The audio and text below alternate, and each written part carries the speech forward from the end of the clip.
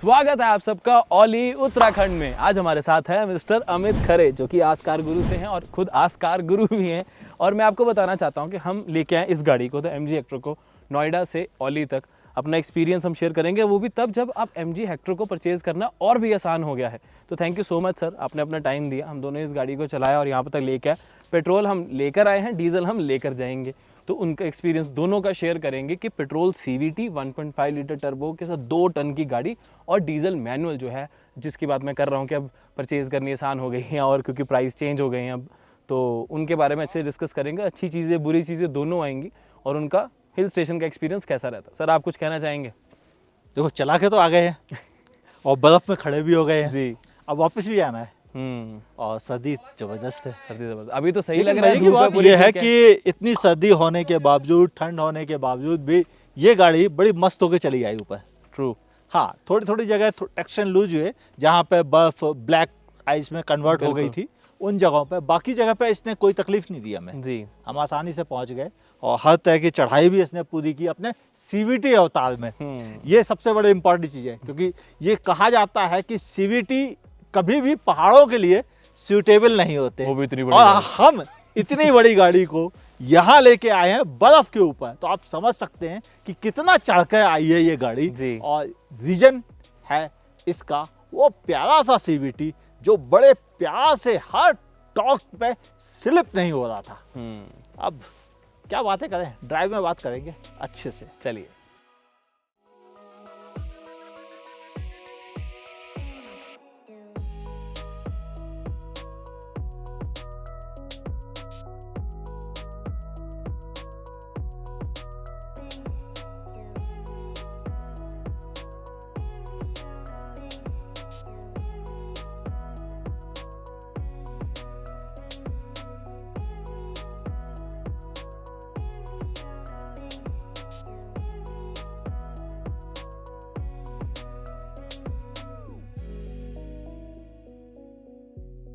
Sir क्या opinion चल रहा है अभी तक आपका, क्योंकि हम इसको ऑलरेडी 350-400 किलोमीटर्स तो चला लिए। जी हाँ, अब आप अपना थोड़ा सा शुरुआत अगर कर सकें। गाड़ी में कुछ चीज़ें अच्छी हैं, स्मूथ है जी। ड्राइव अभी हम करते पेट्रोल समय वाली मजा है आता जो है। है, हाँ पहले पेट्रोल करेंगे फिर डीजल। जी और सर। चलाने में मज़ा आता है। कहने को CVT है, हाँ। मगर इस CVT का ट्यूनिंग ओवरऑल सेटअप ऐसा है कि हमें कहीं रबड़ बैंड इफेक्ट नहीं फील होता है ज़्यादा, और लगभग कुछ टॉर्क कन्वर्टर की तरह बिहेव कर रहा है। जी। जबकि ये 2 टन की भारी भरकम गाड़ी है, उसके बावजूद भी हैवी टॉर्क के साथ भी यह अच्छे से मैनेज कर रहा है। तो CVT के लिए तो डेफिनेटली फुल मार्क्स।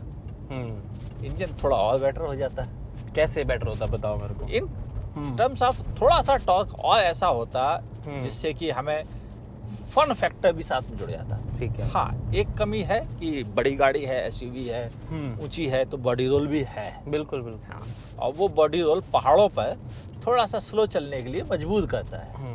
और हम पहाड़ों के मतलब बादशाह हैं इस समय तो है कि हम जा रहे हैं सिर्फ बर्फ में, तो हमें तो पहाड़ों का मतलब हाई लेवल पार करना है। बिल्कुल। ऐसी कंडीशन में जरूरी है कि गाड़ी का बॉडी रोल जितना कम हो उतना बेहतर है। बट सेडान नहीं लेके आनी। ये हाँ, भी नहीं। वो इतने अभी, हालांकि ये बात सही है कि गवर्नमेंट ने सड़कें काफ़ी अच्छी बनाई हैं, लेकिन अभी भी कुछ पैचेस पे खराब जगह हैं, तो जो लो ग्राउंड क्लियरेंस वाली सेडान है उनसे बचना चाहिए। जी।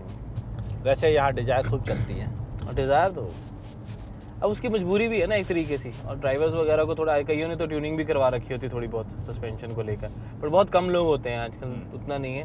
ड्राइवर एक्सपर्ट हो जाए, क्योंकि उसे पता होता है कि कहाँ पर पैच कैसा आएगा, मेरे को किस हिसाब से निकालनी है, वो बहुत इंपॉर्टेंट हो जाता है। बिल्कुल बिल्कुल। तो उसके अलावा अगर हम स्पेसिफिकली हेक्टर की बात कर ही रहे हैं ना सर, तो मेरे को भी आपकी बात से सहमत हूँ कि CVT इसका बहुत अच्छा लगता है, क्योंकि उसके एक रीज़न और भी है कि अगर हम ध्यान से देखें, कहीं पे भी आपको टर्बो वेरिएंट के साथ, टर्बो इंजन के साथ CVT नहीं मिलता। तो उससे भी कहीं ना कहीं इसके रबर बैंड इफेक्ट जो है वो काफ़ी कम हो जाता है, और आप कंपैरेटिवली जल्दी आपको टॉर्क जो है वो मिल जाता है। तो और बिल्कुल सही, उससे अच्छी बात और हो ही नहीं सकती कि टॉर्क कन्वर्टर वाली फील दे देता है आपको पूरी पूरी। दूसरा काफ़ी एयरी केबिन है। वो एक तो ये है। बहुत बड़ा प्लस पॉइंट है कि आप गाड़ी के भीतर बैठकर जी। आपको क्लास्ट्रोफोबिक फील नहीं होगा, क्योंकि आपको लंबी जर्नी करनी है। जी जी अगर जी। आपको 15 घंटे लगातार गाड़ी चलानी है तो फिर गाड़ी के भीतर थोड़ा Spacious रूमनेस feel होनी होना। चाहिए, थोड़ा फ्रेशनेस बनी रहनी चाहिए, थोड़ा सा मतलब ऐसा लगे कि आप बड़ी बड़े गाड़ी में, गाड़ी हाँ, बैठ के बड़ी चल रहे गाड़ी हो, में। ताकि आपको दिक्कत ना आए। उस हिसाब से ये अच्छा चॉइस है। हेक्टर के हालां- साथ हम दिक्कत की जो बात कर रहे थे, तो वैसे तो चलो अभी ड्राइव पॉइंट ऑफ व्यू से तो उतनी ज़्यादा नहीं लग रही कोई, बट हाँ स्क्रीन वगैरह को लेके जैसे हमारा जो फीडबैक आ रहा है वो ठीक है, एवरेज। देखिए, एक बार थोड़ा ये सा जो टच स्क्रीन इसकी है, जी, ये जितनी देखने में खूबसूरत है, हाँ थोड़ा सा लैगी भी है। जी और दूसरा, इसका जो डिज़ाइन है यूआई का, जी। वो भी काफ़ी लोगों को समझ में नहीं आता आसानी से। ये एक बड़ी चैलेंज है। और एक और बड़ी दिक्कत जो मैंने नोटिस की है कि जैसे गूगल मैप वगैरह लगाए तो उसका नेविगेशन का जो डायरेक्शन वाला हिस्सा है वो बिल्कुल नीचे है, तो आदमी को रोड से नज़र हटाकर नीचे लानी पड़ती है। जी बिल्कुल। जब आपने डिजिटल इंस्ट्रूमेंट क्लस्टर दिया है तो उसी में अगर आप नेविगेशन को भी जोड़ देते जी तो कहीं ज़्यादा बेटर प्रोडक्ट हो जाता है। बिल्कुल बिल्कुल, काफ़ी फ़र्क पड़ जाता है उससे। एंड मैं तो एक और चीज़ कहता हूँ कि जैसे एसी के कंट्रोल्स क्योंकि आपको स्क्रीन पे ही मिलते हैं, फिजिकल बटन्स है ही नहीं, बिल्कुल तो नहीं। वो वाले जो चाहे चलो स्क्रीन वाले हैं, बट एटलीस्ट वो स्क्रीन के लोअर पार्ट में हो तो वो आपका भी सोल्यूशन हो गया कि थोड़ी स्क्रीन का जो नेविगेशन है वो ऊपर आ जाएगी, और एसी के कांस्टेंट कंट्रोल्स वहीं पे रहे तो बेटर है। वो एक क्विक सेटिंग्स हो जाएगी। अभी क्या है, पूरे नेविगेशन बंद करो, एसी वाले कंट्रोल पे जाओ, सेटिंग्स में जाओ, फिर आप एसी कंट्रोल कर पाते हैं। क्विकली कुछ करना हो तो आप नहीं कर सकते। यूजुअली क्या होता है, कार्स में जो पर्सन ड्राइव करता है उसे याद होता है, बिना देखे भी उसको पता है कि यार ये नॉब हिलाना है, इस नॉब को छेड़ना है, ऐसे करना है, बटन दबाना है। अभी पूरा एक सेटिंग ऑफ, अच्छा ये अब एसी आया, अब मैं एसी का कुछ चेंज करूंगा, तो वो एफर्ट बहुत ज़्यादा ऐड हो जाता है। अब ये बड़ी स्क्रीन ज़रूर है, लेकिन प्रैक्टिकलिटी में कहीं ना कहीं लैग कर जाती है फिर। एक और चीज़ भी है सजेशन के तौर पर कि अगर इसमें डुअल सिस्टम होता, हाँ जी। कि एक ही स्क्रीन में दो पार्टीशन हो जाते हैं कि एक split म्यूजिक screen हाँ, में, कि हमको म्यूजिक चेंज कर लिया, नेविगेशन बंद नहीं करना पड़ेगा हमें। हाँ। क्योंकि अब सिटी में जैसे अभी हम जब दिल्ली से निकले थे तो नोएडा में हम जरा सी देर के लिए हमने म्यूजिक सिस्टम को सेट कर, एसी को सेट करना AC को चाहा, सेट करना उतनी चाहता। देर में हम नेविगेशन का रास्ता भटक गए। हाँ, गलत क्यों? सड़क पे चले क्योंकि- गए। हाँ, गलत रोड पे आ गए और अपना 1 घंटा बर्बाद कर लिया। हाँ। सिर्फ इस गलती की वजह से, क्योंकि स्क्रीन पर डिस्प्ले नहीं आ रहा था नेविगेशन का। जी, तो तो वो 10 ये सेकंड चीज़- का ही गैप आया हाँ। और हमारा 1 घंटे का फर्क पड़ 1 गया। घंटे के लिए रोड दिक्कत हो गलत गई। हो गई वो। तो गूगल ने तो फटाफट रीराउटिंग कर दिया। हाँ, तो ये ऐसी चीजें हैं जो प्रैक्टिकलिटी पॉइंट ऑफ व्यू से इस स्क्रीन में ऐड होनी चाहिए। जी। बाकी ड्राइव पे अगर वापस आते हैं तो हमारे पास अब 1.5 टर्बो पेट्रोल, हाँ। 4 लोग, full luggage packed, full luggage सर्दियों का। सर्दियों का।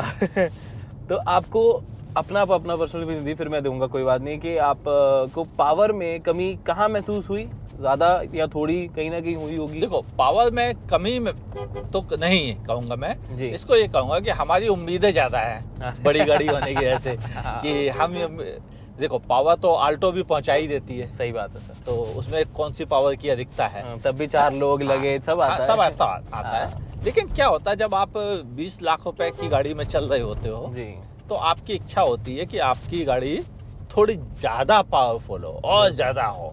वो और ज़्यादा की जो भूख है वो बनी रहती है। जी सर, बस जी। केवल इतना ही है। ऐसा नहीं है कि मतलब आपका काम कहीं अटक रहा है, वो तो सवाल ही नहीं उठता, उससे तो ज़्यादा ही पावर है। बस थोड़ी और मिल जाती तो थोड़ी भूख कम हो जाती बस। सही बात है सर। आई थिंक मुझे इसमें ऐड करने की कोई ज़रूरत है नहीं, मैं भी यही कहना चाहूँगा। कई बार एक्चुअली लोगों के क्वेश्चन आए थे कि क्या ये पहाड़ों पे चल सकती है? भाई चल सारी सकती हैं। मुझे नहीं लगता कि कोई भी, मतलब कम से कम पावर वाली गाड़ी भी चल तो चली जाएगी, लेकिन वही होता है कि उसमें आपको लगता है कि हाँ थोड़ा स्ट्रगल कर रही है या कुछ है। चलो सर, एक बहुत इंपॉर्टेंट एस्पेक्ट, जब भी कोई एसयूवी लेता है, पेट्रोल लेता है, कहीं ना कहीं माइलेज एक ऐसा क्वेश्चन आ जाता है उसके मन में कि यार अब इतनी बड़ी गाड़ी है, अब हम खुद ही बोल रहे हैं 2 टन की गाड़ी है, तो उसकी माइलेज भी कम होगी। तो अभी तक हमने जितना एक्सपीरियंस किया, थोड़ा वो बता दें, फिर मैं अपना बता देता हूँ। देखिए, पहाड़ों पर आप माइलेज की उम्मीद अगर रख रहे हैं तो पहले ही अपनी उम्मीदों को ही गलत डिसाइड कर लीजिए कि ये गलत सोच है। जी। पहाड़ पर कोई भी गाड़ी आपको अच्छा एवरेज कभी नहीं देती है। ये वो सच्चाई है, कोई माने या ना माने। और जब अच्छा एवरेज देती नहीं है तो एक नॉर्मल भी गाड़ी आपको उतना अच्छा एवरेज नहीं देगी, जो शहरों में फ्लैट रोड्स पर मिल जाता है हमको। हाँ, होती है हाँ तो। बिल्कुल। वो नहीं पॉसिबल है। लेकिन हाँ, मैं ओवरऑल इससे सेटिस्फाइड हूँ, क्योंकि हम जितने किलोमीटर चले थे उतने किलोमीटर ही उसने हिंट मिल गया था हमको जी जी कि ये इतनी चलेगी, और उतनी ही चली है। हाँ, मुझे नहीं डिस्टेंस टू लगता। एमटी की एक्यूरेसी बहुत स्ट्रांग रहेगी, ये मैं भी मानता हूँ। उसको लेके कोई कंप्लेंट नहीं थी हमें। और जैसे जैसे गाड़ी का खुद का भी एल्गोरिथम होता है, मशीन लर्निंग होती है कि आप बिल्कुल। कैसे ड्राइव कर रहे हैं, पहाड़ों पे चला रहे हैं तो अलग तरह का एवरेज आएगा, तो वो मैटर में ये ज़्यादा बेटर है। दूसरों में क्या होता है, 800 किलोमीटर की रेंज दिखाते हैं, पता पड़ा 450 में बोल जाती है। इलेक्ट्रिक वाला काम हो जाता है। तो ये इसके साथ ये दिक्कत नहीं थी। और अच्छी चीज़ ये थी कि जी। गाड़ी मतलब बाहर से अगर आप खड़े होकर अपनी गाड़ी को देखें तो ये फील होता है कि आप एक अच्छी गाड़ी से चल रहे हैं, और पहाड़ों पर लोग आपको थोड़ा सा खुशी नज़र से देखते हैं और जगह दे देते हैं। एक फील गुड फैक्टर जुड़ जाता है। आपके चेहरे पे स्माइल आती है कि लोग आपकी गाड़ी को रिस्पेक्ट दे के रास्ता दे रहे हैं। जी सर। मतलब धमकाने वाला, फॉर्च्यूनर वाला नहीं, रिस्पेक्ट वाला, प्यार से। हाँ, प्यार से। डराना नहीं है किसी को। डरा के नहीं, प्यार से आपको रिस्पेक्ट मिल रही है, ये अच्छी चीज़ है जी। और सेफ्टी पॉइंट ऑफ व्यू से भी मैं कहूँ तो ब्रेक्स भी ठीक ही है, बहुत अच्छे नहीं लेकिन बुरे भी नहीं है। पर्टिकुलर मेरी गाड़ी में जरूर प्रॉब्लम थी कि इसका व्हील बैलेंसिंग, हाँ, इस वाली का जो हम चला रहे हैं, जो हम चला रहे हैं, तो ये जब भी 90 से ऊपर की स्पीड पे आप चलाते हैं इसे, तो थोड़ा सा वाइब्रेशन फील होता है स्टीयरिंग पर। वो इस पर्टिकुलर कार की प्रॉब्लम है। अभी पहाड़ों में तो ऑब्वियसली क्योंकि स्पीड इतनी गई नहीं तो दिक्कत इतनी नहीं है आ नहीं रही। तो हमें दिक्कत नहीं हो रही है, क्योंकि हमें 90 की स्पीड चल ही नहीं सकते यहाँ पर, तो हमें इसलिए यहाँ पर दिक्कत नहीं है। लेकिन जब हम हाईवे पे थे तब इस चीज़ को नोटिस किया था हमने, लेकिन वो हेक्टर में कमी नहीं, कमी इस पर्टिकुलर कार में है। अब इंटरेस्टिंग ये आ जाता है कि आगे मिलेगी हमारे को बर्फ़, तो वहाँ पर इसकी कैसी परफॉर्मेंस रहती है वो थोड़ी देर में तक आपके साथ शेयर करते हैं। बिल्कुल। अब आपको पहाड़ी रास्तों का तो पता लग गया कि हेक्टर ने कैसे साथ दिया। अब सर थोड़ा सा बर्फ़ वाला एक्सपीरियंस भी बताएंगे, फिर मैं भी थोड़ा सा बताऊंगा। ज़्यादा तो सर वैसे एक्सपर्ट तो सर ही है, बट सर प्लीज़। एक्चुअल में क्या है कि बर्फ़ पे चलाना ट्रिकी होता है, और जब बर्फ़ पिघलनी शुरू हो जाए और थोड़ी हार्ड हो जाए तो उस पर टायर स्लिप होते हैं, और ये नॉर्मल टायर के साथ है, कोई स्पेशली विंटर टायर इस पे यूज नहीं किए गए हैं, और अनइवन एयर प्रेशर भी था। उसके बावजूद चली तो आई, हाँ थोड़ा स्ट्रगल करना पड़ा, दो एक जगह हमें ट्रैक्शन कंट्रोल ऑफ करके, व्हीकल स्टेबिलिटी कंट्रोल ऑफ करके इसे चलाना पड़ा कुछ जगहों पर, लेकिन बाकी सब जगह बहुत बढ़िया आराम से चली आई, हमें कतई दिक्कत का सामना नहीं करना पड़ा। जिसे कहते हैं ना पेनफुल, वो कतई नहीं था। तो एफर्टलेसली हम लोग आ गए। मेरा भी एक्सपीरियंस बर्फ़ पे ज़्यादा है नहीं, टू बी वेरी ऑनेस्ट। तो जब भी इसको मैं चला रहा हूँ काफ़ी चीज़ें मुझे भी नई सीखने को मिल रही हैं, और मेरे तो खुशकिस्मती है कि सर मेरे साथ थे, तो इन्होंने काफ़ी अपने मतलब मेरे लिए तो गुरुजी हैं जिन्होंने अपना पूरा ज्ञान दिया है यहाँ पर। एंड मैं कहूँगा कि MG हेक्टर के साथ भी एक एक्सपीरियंस काफ़ी बढ़िया रहा। हाँ, मेरे पास ऐसे कोई कंपेयर करने को नहीं है कि इसके साथ मैं कंपेयर करूँ, क्योंकि इतना मेरा एक्सपीरियंस पर्सनली बर्फ़ पे चलाने का नहीं है। बट हाँ, फिर भी अगर MG हेक्टर आ सकती है, इतनी हैवी गाड़ी आ सकती है, तो और गाड़ियों को भी ज़्यादा दिक्कत नहीं आनी चाहिए। बाकी काफ़ी केपेबल गाड़ी है, ये तो पता लग गया है। बाकी अब हम माइलेज, डीजल कैसा है वो आगे कंटिन्यू करते रहेंगे। चलिए चलते हैं सर अब। चलिए पक्का।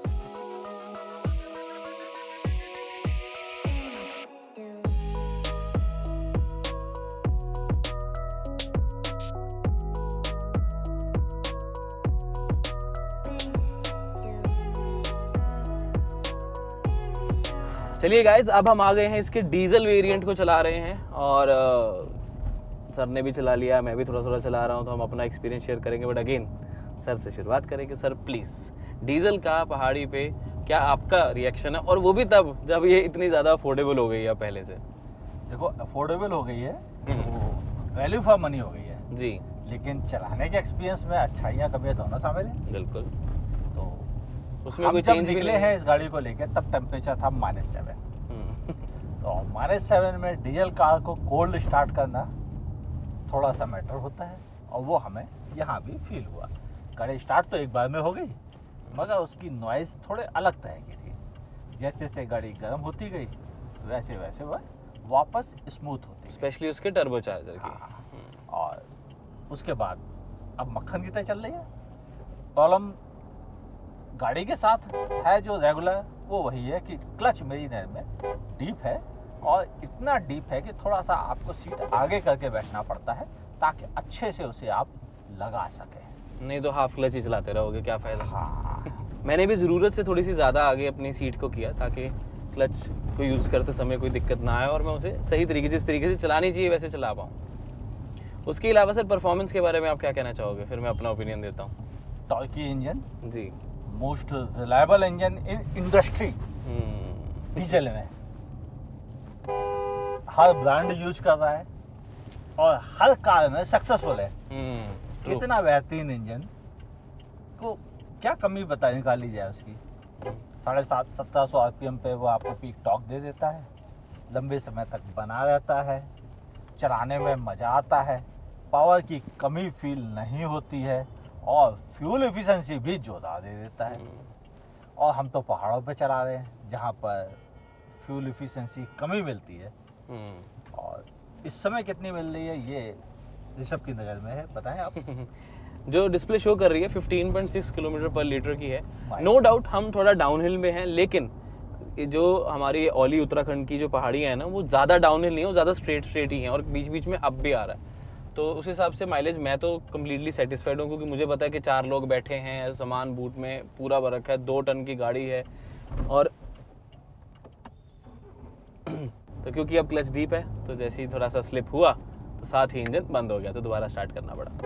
But anyways the point is कि माइलेज वाइज मैं कम्प्लीटली सेटिस्फाइड हूँ, considering the size of the vehicle and the weight of the vehicle. अगर हम देखो अब माइलेज की ऐसे सोचने लग जाओ कि यार 20-25 डीजल में आए, तो अगर आप इसको हाईवे क्रूज पे रखोगे तो आपको 20 की माइलेज भी आराम से दे देगा, कोई इशू नहीं। हमने पहले भी इसको चलाया है। और एक कमी जो रहती है वो इस इंजन के साथ या नहीं है, वो इस गाड़ी के साथ रहती है, कंपनी के डिसीजन कि यार बेचारों के पास ना एक डीजल ऑटोमेटिक ट्रांसमिशन नहीं है। तो वो थोड़ा सा लगता है कि नहीं यार, जब आप इस एक 20 लाख की गाड़ी परचेज करने का सोचते हो, that too with so many features, तब आपके मन में आता है कि नहीं यार, मुझे एक डीजल ऑटोमेटिक, तो मतलब एक ऑटोमेटिक ट्रांसमिशन तो मैं डिजर्व करता। देखो सिंपल सी चीज़ है, 1%, ये तो मेरी गलती है। देखो एक सिंपल सी चीज़ बताता हूँ, डीजल इंजन तब लेता है कोई जिसकी ड्राइविंग ज़्यादा होती है, और जिसकी ड्राइविंग ज़्यादा है उसको तो थोड़ा पैर पे रेस्ट चाहिए ना। तो इसलिए मेरे को लगता है कि डीजल के साथ ऑटोमेटिक तो होना ही चाहिए। पेट्रोल गाड़ी के साथ तो मैनुअल दे दो, ताकि आपको लगता है कि अगर हाँ यार पेट्रोल में आपको ज़्यादा रनिंग नहीं है, जल्दी थकोगे नहीं, या फिर भी चला सकते हो, तो फिर भी ठीक रहता है। बट हालांकि एमजी में तो बहुत अच्छा ऑटोमेटिक आपको सीवीटी ट्रांसमिशन बहुत अच्छी मिल जाती है, उधर से कोई आपको कमी महसूस नहीं होगी।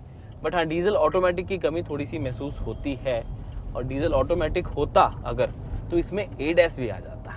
अब इस तरह की गाड़ी जहाँ पर आपको पेट्रोल में एडैस मिल रहा है, इस सेगमेंट की गाड़ी जहाँ पर ऑलमोस्ट सब में आपको एडैस मिलता है, ये मिस आउट कर जाती है एडैस से। क्यों? क्योंकि इसमें मैनुअल ट्रांसमिशन है और डीजल के साथ ऑटोमेटिक आता नहीं। तो ये मुझे ओवरऑल एमजी हेक्टर डीजल के साथ जो ड्रॉबैक लगता है, सिर्फ एक लौता यही लगता है। बाकी सर बाकी फीचर्स के बारे में अगर आप अपनी तरफ से या ऑटोमेटिक पे कुछ कहना चाहें तो प्लीज़। देखिए, ऑटोमेटिक पे कहने की ज़रूरत नहीं है, आप अच्छे से डिटेल में बता चुके हैं कि क्या चीज़ मिस कर रहा है ये। और एडास के साथ भी वही सेम चीज़ है कि भले लोग कितने लोग मैनुअल को चाहते हों, प्यार करते हों, उसके दीवाने हों, लेकिन जब बात आए सेफ्टी की तो एडास जैसी सेफ्टी को जो मिस करे उसको हम भी मिस करते हैं। बिल्कुल, बस केवल इतना, और कुछ नहीं है। गाड़ी ऑलरेडी बहुत अच्छा है, इंजन को लेके तो कहना ही क्या है, बहुत शानदार इंजन। और रही बात बस इसकी, तो ये एक्चुअल में तो ये हाईटेक फीचर वाली कार है, जिसमें फीचर्स की दुकान नहीं लगी है, शोरूम नहीं बना हुआ है, फीचर्स का पूरा मॉल सजा हुआ है। आप गिनते जाओ, ये सब कुछ घुसड़ के रखती है अपनी गाड़ी के भीतर। सही बात है। और जब इतना बड़ा मॉल हो तो क्या कहना है। दोनों सीट्स आपको इलेक्ट्रिकली एडजस्टेबल, वेंटिलेटेड सब मिलेगा, सेगमेंट की सबसे बड़ी स्क्रीन मिल जाती है। हाँ, स्क्रीन में थोड़ी कमियां हैं, लैग है तो थोड़ा सा, हाँ, लेकिन काम सारे अच्छे से कर रही है। कर और लेते हैं। लैग जो है वो सिर्फ लैग के तौर पर है, ये नहीं कि टच किया और काम ही नहीं कर रहा, ये नहीं है। थोड़ा देर से रिस्पॉन्स आया, टच अच्छा कर रहा है। दूसरा, स्क्रीन की क्वालिटी आईपीएस ग्रेड की है, जो एक बड़ा प्लस पॉइंट है। वो छपरी टाइप वो नहीं है। एक्चुअल जो यूजुअली आफ्टर मार्केट में काफ़ी मिलती हैं।